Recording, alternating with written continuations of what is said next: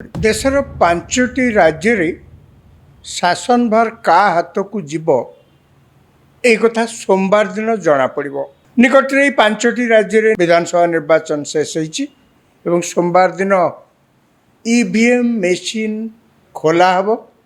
तार सिल भंगा जाए खोल एवं गणा आरंभ हम ये पांचटी राज्य तीनोटी दक्षिण रे तमिलनाडु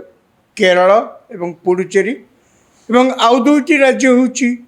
उत्तर पूर्वांचल रे आसाम एवं पश्चिमबंग जेहेतु राजनीति कथा सबुले चारिआडे आलोचना हुए तेणु एक कथा भाविबा स्वाभाविक जे वर्तमान जोठी देश सारा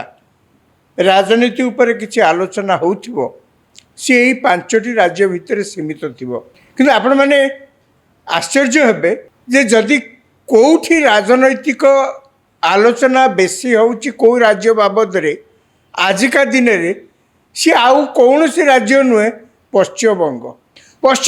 निर्वाचन होता अन्य राज्य में जमती चारोटी जाक राज्य निर्वाचन होता एटी सेमती निर्वाचन होती सोमवार दिन जमती गणाजी भोट पश्चिमबंग सोमवार दिन भोट गणति हम कि अन्य राज्य बाबद रे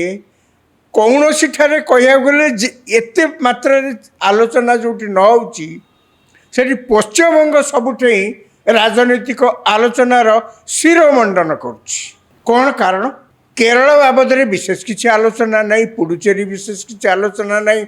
आसाम विशेष किसी आलोचना नहीं सबुठ आगे अच्छी पश्चिमबंग जो विषय आलोचना होची एवं ता पछको अच्छी तमिलनाडु पश्चिमबंग कहीं एत आलोचना होची एत चर्चा पश्चिमबंग बाबद में आपन देखिए द्वितीय एवं शेष पर्याय निर्वाचन सरीगला परे आज पर्यंत आउ तो भोट गणति मझे गोटे दिन बाकी अच्छी शेष पर्याय भोट गणति परठारु आज पर्यंत आप देखिए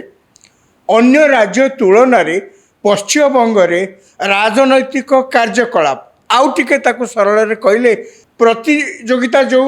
दल माने कर मुख्यतः तृणमूल कांग्रेस ममता बनर्जी एवं बीजेपी आंक भितर इति जोर छक्का पंजा चली जे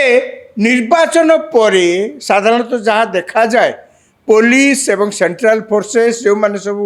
काम थांती से थक्का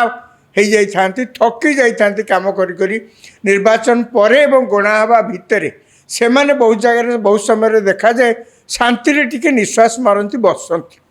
किंतु पश्चिमबंग में देखा द्वितीय एवं शेष पर्याय निर्वाचन परे गला 2-3 दिन है आउ पुलिस बा सेंट्रल फोर्स को माने निद ना कहीं ना दुई प्रतियोगिता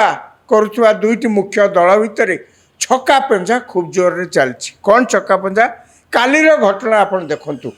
कालीर घटना हूँ कलिकता सहर रे अनेक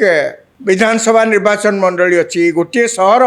अनेक विधानसभा निर्वाचन मंडली अच्छी आम जमी भुवनेश्वर रे 3टा निर्वाचन मंडली भुवनेश्वर सहर को कहले मिसईकरी सेमती कलिकता सहर एवं अल्प किसी सहर तली अंचल को मिसई अनेक निर्वाचन मंडली अच्छी सेठी भोट होता एवं भोट ग्रहण सरला परे ईवीएम मेसीन को सील करा जाई विभिन्न जगार स्ट्रंग रूम रे रखा जाइए स्ट्रंग रूम गुड़िक विभिन्न लेयर रे सिक्यूरीटी अरेंजमेंट कराई जमी भितर कई धसिकी न पशिबे बा लुचिकी न पशिबे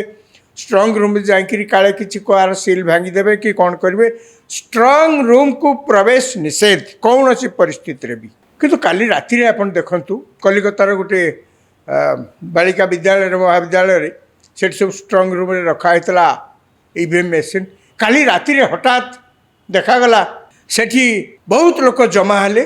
एवं परस्पर भितर गाली गुलज आरंभ कले किए बीजेपी की गाली दौची किए बीजेपी रो केंद्रीय नेता मानक गाली दौची आउ किए टीएमसी नेता को गाली दौची टीएमसी रो जे नेत्री तांको गाली दौची एया सब सेठी चलला कथा कौन ना प्रथम टीएमसी पक्षर गोटे अभियोग अणागला जे आमे देखिलु स्ट्रंग रूम पाखरे किछि लोक चल प्रचल कर तेणु आमे सब आम समर्थक माने धाई आसले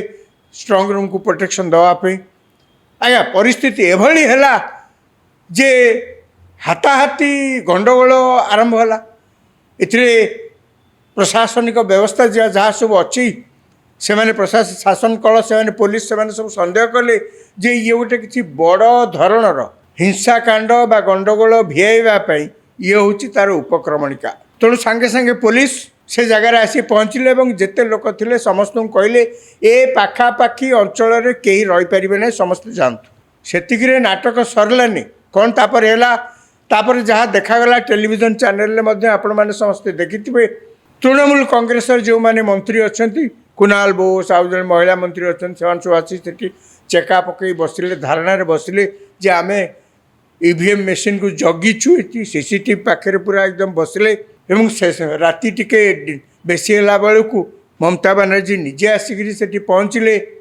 ଏବଂ ସିଏ ମଧ୍ୟ କହିଲେ ମୁଁ ଏଇ କଥା ଦେଖିଲି ଟିଭିରେ, ଏଇ କଥା ଶୁଣିଲା ପରେ ମୁଁ ନିଜେ ଏଠିକି ଆସିଛି।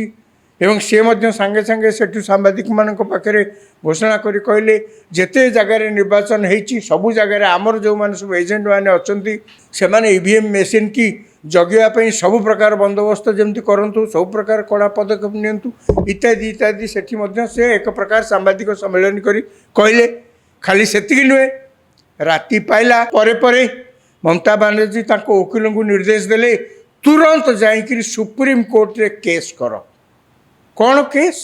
ହଠାତ୍ ଇଲେକ୍ସନ୍ ତ ସରିଲାଣି, ଗଣା ହେବା କେବଳ ବାକି ଅଛି। ୟା ଭିତରେ ସିଏ ତାଙ୍କର ସକାଳୁ ସକାଳୁ କହିଲେ ଯାଅ ଯାଇକି ସୁପ୍ରିମକୋର୍ଟରେ କେସ୍ କର। କ'ଣ କେସ୍? ନା ଯେଉଁଠି ସବୁ ଗଣାଯିବ ଭୋଟ ଗଣାଯିବା କେନ୍ଦ୍ରରେ କେନ୍ଦ୍ର ସରକାରୀ କର୍ମଚାରୀମାନେ ବୁଥ୍ ସୁପରଭାଇଜର ବା କାଉଣ୍ଟିଂ ସେଣ୍ଟରର ସୁପରଭାଇଜର ହେଇକି ସେଠି କାହିଁକି ରହିବେ? କ'ଣ ଅସୁବିଧା ହେଲା? କାହିଁକି ରହିବେନି?